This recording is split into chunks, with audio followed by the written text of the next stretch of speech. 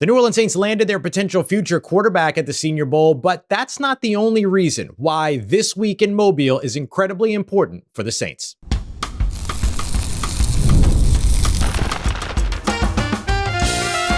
You are Locked On Saints, your daily New Orleans Saints podcast, part of the Locked On Podcast Network, your team every day.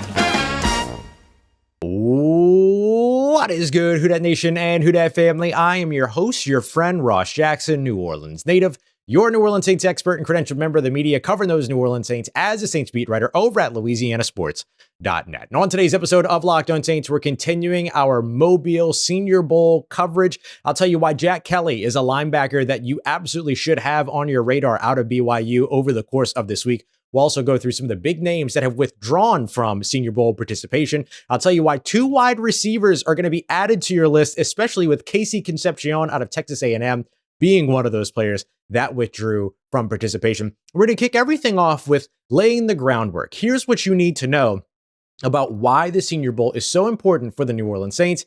And very recently, it saw a big magnification because of quarterback Tyler Shough. We appreciate you very much, as always, whether it's your first time or your next time being here with us this time, making us your first listen and being an everydayer here on the show, which is a proud part of Locked On Podcast Network, your team every day. The New Orleans Saints love coming to Mobile and they love drafting Senior Bowl participating players. I want to discuss why that is, but I want to lead off with the most recent successes that they've had. The Saints had a 9-player draft class last year, and out of all of those players, 5 participated in the Senior Bowl. First-round pick and offensive tackle, Kelvin Banks Jr., second-round pick and potential future of the franchise at quarterback, Tyler Shough, and then also a few of the other guys that went towards the end of went towards kind of the day 2, day 3 areas, guys like Jonas Sanker, as well as Quincy Riley and Maliki Matavao. Now, we also saw a couple of other players that received invitations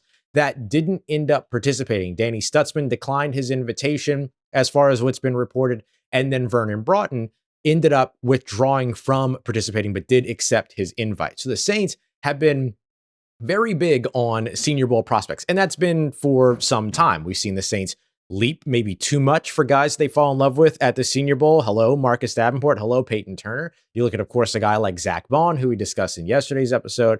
So the Mobile crop of prospects has always been a really important one for New Orleans. But let's discuss why that is and why this year the Saints have a specific edge. The reason why the Saints love drafting players out of Mobile is because, A, these are players that they now get the opportunity to work with and get an opportunity to meet, have conversations with, talk. Joel Thomas was over on 104.5 ESPN Baton Rouge's Off the Bench on Monday morning, and he was talking about the 20 minutes that they get in their meetings with these players. Even when they're not coaching them, it's an opportunity to show them tape, have them identify fronts, have them talk about some of the things that are going on the offensive side or all around the field, kind of test their ball knowing knowledge, all of those things. And so all that is an opportunity for them to be able to sit down and really get an idea of what it is that these guys know. And then beyond that, they get an opportunity to coach them in some cases. The Saints have a specific edge this year, particularly with some of the defensive players. Yesterday, we did in our episode 10 defensive players to keep an eye out on for New Orleans, and many of those guys were on the American team. The reason why that's important is because the Saints have 7 of the American team coaching staff members are their coaches or are their staffers over with New Orleans. Everything from the head coach at Joel Thomas to the Scott Tolzien being the offensive coordinator, New Orleans Saints quarterback coach. Their linebackers coach Pete Sermon is going to be the defensive coordinator here for that American team as well. And so they get an opportunity to be able to actually coach those players and get an idea of what their competitive toughness is, their competitive level are. Are they there to compete, or are they there because they feel like it's their next step? One of the other big things that Coach JT, Joel Thomas, talked about on Off the Bench was that you get a real chance to find these guys who are not just good at football, not just the guys that like football, but who loves football. You kind of get an opportunity to suss that out a little bit when you're working with them face to face, hand to hand, all of that. And so that becomes another big part of the edge that New Orleans has, is this chance to see who loves football. And those are the guys that they're going to want to work with. We saw New Orleans with a very clear criteria of players they at least liked in last year's draft. They liked Senior Bowl players. They liked players that went to collegiate all-star games, even those outside of the Senior Bowl. Fadil Diggs, for instance, was a Shrine Bowl guy. And they also like guys that played more than 40 games throughout their collegiate career. They went with a lot of guys that didn't miss a lot of time due to injury, with the exception of Tyler Shough, but a lot of his injuries were kind of these impact, not really concerned about recurring types of injuries. And they like guys that were team captains. So many players on the American team defense check every single box of that criteria. Many of them 50 plus games of experience, with team captain experience, not having missed time due to injury, and of course will be in this off-season competitive environment. And that's important for New Orleans because they want guys that they know are there to compete. When there was at one point, Ruben Bain, the Miami defensive end, was going to come here to Mobile and had accepted an invite, all those things after the national championship game, and then eventually withdrew. But all the conversation around that was like, wow, he knows he's a top 10 player, potentially top 5 player, and he's choosing to go and compete. Now, to me, wisely, he ended up withdrawing from participation. You know you're top 5, you know you're top 10. Go sit, go get ready for the draft. Don't go out there and mess around on some, all-star game, playing next to a bunch of guys you've never played against or next to before, playing against a bunch of guys you've never played against before, and being coached by a bunch of guys that have never coached you before. Don't risk all of that. Go and get ready for your draft. Go and get ready for the 2026 NFL season. But outside of that, there are a lot of guys that are looking to maybe boost themselves from round 2 to round 1, like Indiana's Elijah Surratt. There are a lot of guys that are trying to take themselves from day 3 to day 2, like Brennan Thompson, the speedy wide receiver out of Mississippi State, or perhaps even a guy that we've talked about a bunch on this show in Western Kentucky edge rusher Nadame Tucker. And so these guys are showing up ready to compete, and the Saints are going to get their opportunity hands-on to get a real chance to see what is that competitive level like. Do they love the game of football? How do they take coaching? How do they take notation? Do they implement coaching? How much time do they need to start implementing some of the coaching that they are getting from their staffs? There are a lot of those little bits and pieces and nuggets and pieces of information that you don't really get unless you're actually working hands-on with those players. The Saints are going to get a lot of that opportunity here in New Orleans, just like they have in the past. Remember, it was Saints offensive assistant Jordan Traylor that was working as the quarterback's coach here in Mobile at the Senior Bowl last year. And you know who one of his quarterbacks was in that quarterback room? It was Tyler Shough. And so they got an opportunity to see what it was that he's like in that environment, actually getting to work with him, not just watching him on tape where you can see all the physical attributes and everything like that. But this was a chance to see, hey, can you learn a playbook in 3 days and go out there and execute on a Saturday when you play the actual Senior Bowl game? Like, we all talk about the practices, but there is a game to play at the end of all this. And even that, just exercising and understanding how quickly somebody can grasp a playbook is huge. So these are all the reasons why New Orleans loves drafting Senior Bowl participants. And that's one of the reasons why this week is incredibly important for the Saints. Coming up next, we're going to take a look at 2 wide receivers to add to your watch list, especially with a big name withdrawing from participation. We got that coming up for you next as we continue on with today's episode of Locked On Saints, part of Locked On Podcast Network, your team every day. Today's episode of Locked On Saints is brought to you by our friends over at Game Time, the best place to go and get all of your tickets for your favorite events, like an NBA game. There's nothing like being at an NBA game live. You feel the energy, you feel the energy of the moment. You can get your tickets through Game Time today. I promise you, you're going to catch me courtside floor seats because of our friends over at GameSide at a Pelicans game. You might as well come through and either join me, come through and see me, come through and say hi so I can ask you how your mom and them. You know you want to be at some of these games, especially if the Pels end up landing Ja Morant, which could happen by the February trade deadline. So look, here's some of the things that I love. You can see your prices all up front right away. You get a view from your seats. So you're able to take all the guesswork out of buying your NBA tickets by heading over to Game Time today. Download the Game Time app, create an account, and use that promo code LOCKEDONNFL. That's LOCKEDON NFL for $20 off your first purchase. Terms apply. Download the Game Time app today. It's gametime.co, not .com. So head over there today. Today's episode of Locked On Saints also brought to you by our friends over at FanDuel. Super Bowl 60 is right around the corner, and you know what that means. It's time for betting Christmas. I don't know if you've ever seen Super Bowl prop odds, but they're absolutely incredible. Everything from, of course, what you know and love, the spread, which right now the Seattle Seahawks are favored as I'm recording this by 4.5 points over at FanDuel right now. You can get in on all that, some of the traditional stuff, but you can also soon, you're going to be able to bet on the over under for the national anthem, what color the Gatorade is that's dumped on the winning coach's head, and so much more. You're not going to want to miss all of the incredible things that you're going to be able to bet on over at FanDuel as Super Bowl 60 gets here. So if you're a new customer, here's how this is going to work for you too. Bet just $5. You're going to get $200 in bonus bets if you win. So make it count. Don't waste your chance over here when it comes to Super Bowl 60. And as the season comes to an end, head over to FanDuel.com today to get started. All right, family. The New Orleans Saints are going to miss getting an opportunity to work with one of my favorite wide receivers in this draft class. That's Texas A&M wideout KC Concepcion. He is without a doubt one of my favorites. Explosive with the football in his hands, incredible after the catch, an elite special teamer as well in terms of a return guy for you, can house a 5-yard slant, but I guess we'll have to wait until the combine to be impressed by some of the things that he does next. And we'll continue to lean in on the film on all of the impressive things that he's done already. But with him no longer participating in the Senior Bowl, that moves one top wide receiver out and allows a couple of other wide receivers to step in and perhaps get an opportunity to claim their chance at rising up the draft board. So I want to tell you about 2 wide receivers that you need to be keeping an eye out on this weekend. That's going to be JCU wideout Tyren Montgomery, as well as Notre Dame wide receiver Malachi Fields. We'll break down both players here as we continue on with today's show. We appreciate you as always for making us your first listen, being an everydayer here on the show. If you want more, come and join the Everydayer Club.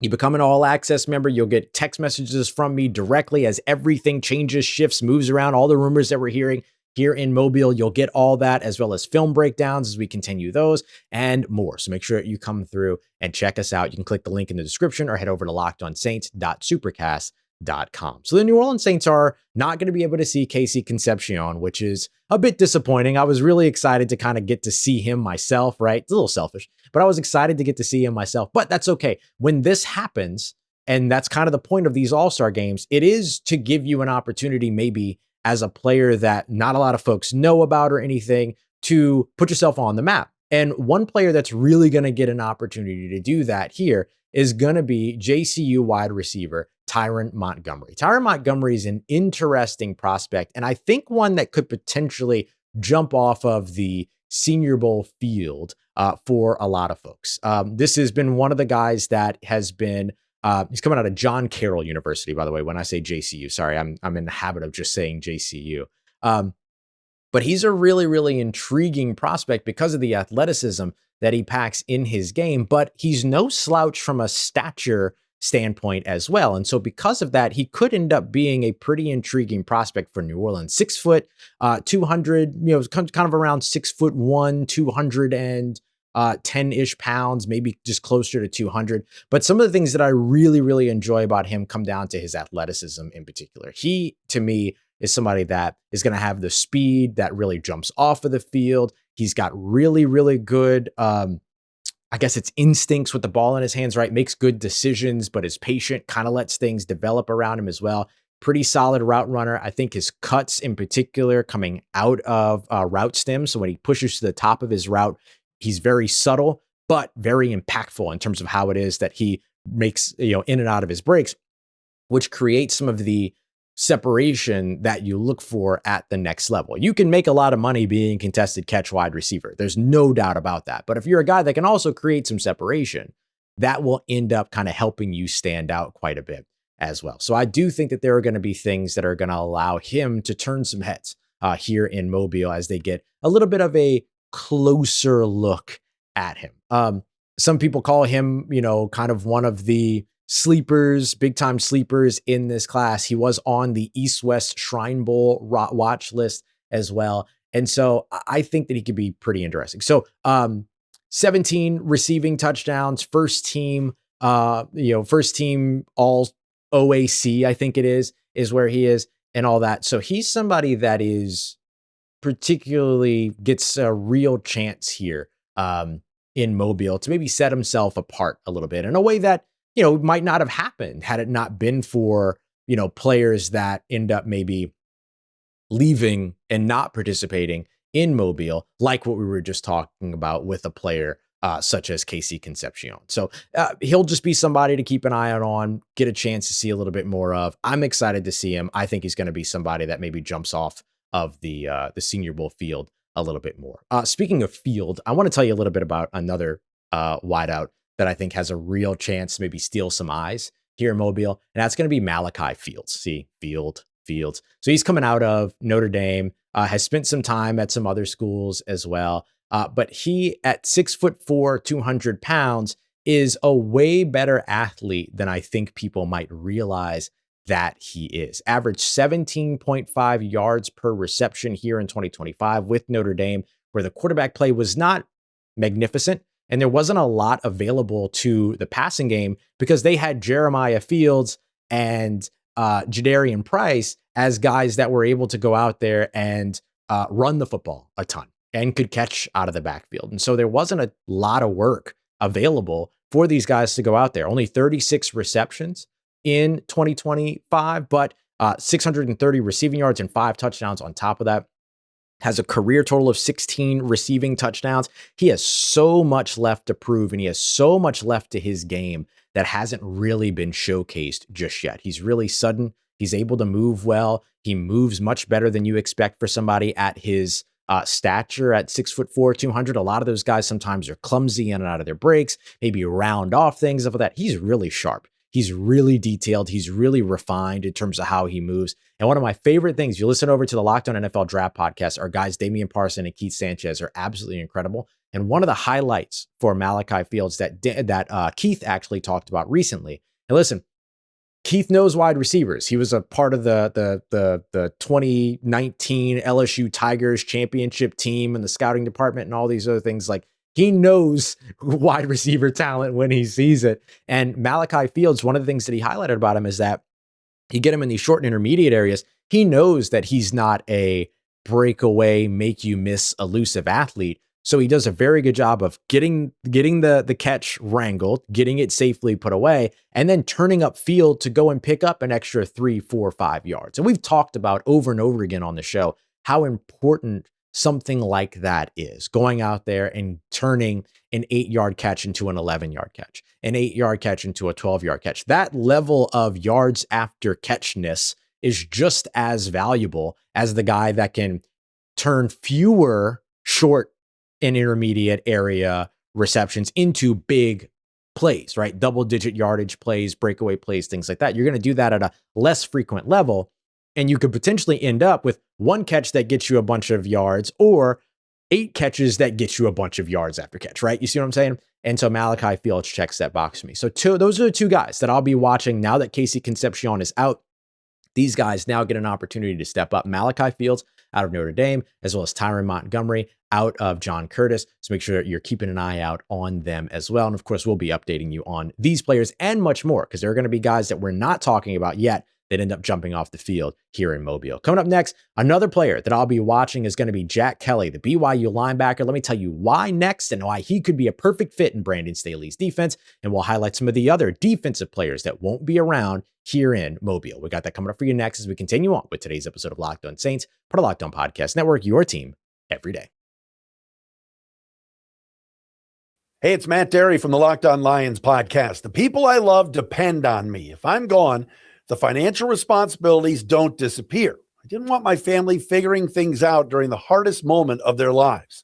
That's why I knew only one place to go. I chose life insurance through my friends at Ethos. Ethos makes getting life insurance fast and easy, 100% online. You can get a quote in seconds, apply in minutes, and get same-day coverage. There's no medical exam. You just answer a few simple health questions. You can get up to $3 million in coverage. Some policies are as low as $30 a month. I love the folks at Ethos. Protect your family with life insurance from Ethos now by going to ethos.com/LockedOnNFL. In as little as 10 minutes, you can get the free quote and up to $3 million in coverage at ethos.com/LockedOnNFL. That is ethos.com/LockedOnNFL. Ethos.com/LockedOnNFL. Application times and rates may vary. Today's episode of Locked On Saints brought to you by our friends over at Prize Picks. The big game is nearly here, and if you want to get in on the action even more between the Seattle Seahawks and the New England Patriots, Prize Picks is the place to be. All you got to do is pick two or more players and choose whether or not they're going to come in at more or less than their Prize Picks projections. You get those right, and you'll find out why over at Prize Picks it's good to be right, because you'll walk away with a pretty handsome payday out there. Now they also offer some great features like early payouts. So if your team gets off and your picks get off to a fast start, you can cash out before everything even winds up being done. And of course, you can also mix stars with from different teams so that you boost your opportunity to walk away with a nice payday. So download the Game Time app today and use the promo code LOCKEDONNFL. Once you play your first $5 lineup, you'll get another $50 in lineups over at Prize Picks. So that's code LOCKEDONNFL for $50 in lineups when you play your first $5 lineup. Prize Picks, it's good to be right. Let's get it, Who Dat Nation. The New Orleans Saints are going to get an opportunity to get a look at one of my favorite underrated linebackers in this year's draft class here in Mobile as they get ready for the Panini Senior Bowl. We appreciate you very much, as always, for being here with us. I hope you'll remain with us here throughout the week as we go through Senior Bowl practices, and I give you the latest from here in Mobile, from what's going on with these draft prospects to what I'm being told and what I'm hearing to the whispers here at the Senior Bowl about the New Orleans Saints as well. So much here throughout the week. We hope that you'll stick with us. A part of what's going to happen here over the course of the week is that the New Orleans Saints are going to get a look at one of my favorite linebackers in this year's class. I gave you a list of 10 defensive players to keep an eye out on in yesterday's episode. Back on Friday's episode, we went through a list of 10 offensive players, but there was one player that I saved, really two, because I wanted to wait to talk about Malachi Fields. That opportunity opened up, just like we discussed in that last segment about KC Concepcion not being here in Mobile any longer and how that opened the door for guys like Tyren Montgomery as well as Malachi Fields. But the other player that I held on to, because I wanted to give him his own segment, was Jack Kelly, one of my favorite linebackers to watch in this year's class. Has some coverage ability, needs to probably develop a little bit more in terms of recognition, which just kind of comes through experience, right? Reps, seeing things again, and then seeing them a third time and being like, okay, I know to look for that now. I know to watch for that now, all those other things. But the other thing that he does extremely well is that he is an incredibly proficient pass rusher. And he has a motor like no other. He can get sideline to sideline in coverage. He does well in the run game, but him as a pass rusher has been one of my favorite things to watch. Clocking in around 6'1", 6'2", 240, 230-ish pounds. So he could range in between like ideal weight to just underweight, but still a little bit undersized in terms of height at the position. I couldn't care less if you are as athletic and fast and tenacious as a guy like Jack Kelly, 6'1" versus 6'3", ain't that big of a deal to me. And so I think that the BYU linebacker could be one of those players that makes a lot of sense for Brandon Staley's scheme, which is going to be looking for somebody to complement Chase Young on the opposite side as somebody that can pass rush as an edge rusher, but that can also drop back into coverage as a linebacker. And for me, Jack Kelly is one of the guys that checks both of those boxes. Let's take a look at some of his statistics from the 2025 season. Clocked 13 and a half tackles for a loss over with BYU. 55 combined tackles, his second consecutive season of at least 50 combined tackles. And he also had 10 sacks following up on a season a year ago where he had 5 sacks. And so this guy had a lot of production over the course of his time. 1 interception in his career that came in 2024. And then he also has a few passes defended, fumbles forced, things like that. 4 fumbles forced, 2 in each of the last 2 years over the course of the last couple of seasons over in BYU. People look at him as being a guy that makes a ton of sense for any type of scheme versatile defense. And that's exactly what Brandon Staley's defense is. Gets to the ball in coverage as well as in attacking ball carriers. He's a fantastic pass rusher, as we've mentioned. He's got the positional versatility to play a little bit in the middle, play a little bit at Sam, play a little bit as a pass rusher, can kind of do a bunch of different things and be a player that you can move around, which makes him also a really solid depth piece for you as well. Somebody that can fill in from a couple of different positions and give you some production and some proficiency in all of the things that are needed for each of those positions because of his coverage ability, because of his ability to run the passer, because of how reliable he is in the run game. Now, over 22% missed tackle percentage, definitely want to see that come down. But overall, Jack Kelly, very promising linebacker out of BYU, tackling machine, one of my favorites to watch, along with Jacob Rodriguez. Both of those guys going to be going at it here at the Senior Bowl. Few players that won't be here at the Senior Bowl that were originally set to be here at the Senior Bowl, a trio of Miami defenders, edge rusher Ruben Bain Jr., who we highlighted earlier on in the episode, fellow edge rusher Akeem Messidor, who I think is one of the more underrated guys. If it wasn't for Ruben Bain, he'd probably be a top 15 first rounder, in my opinion. Akeem Messidor would be an excellent get for New Orleans in the second round too, by the way.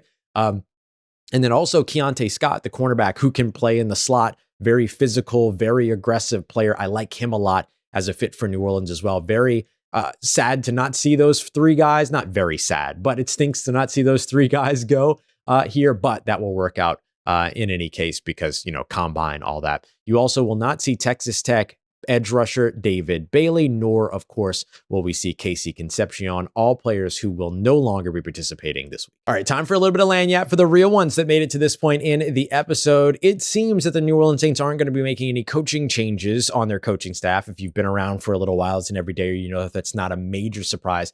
We highlighted a couple of places where it would make sense if the Saints made some changes, but the unlikelihood of that, or the likelihood of those changes being made, was always slim.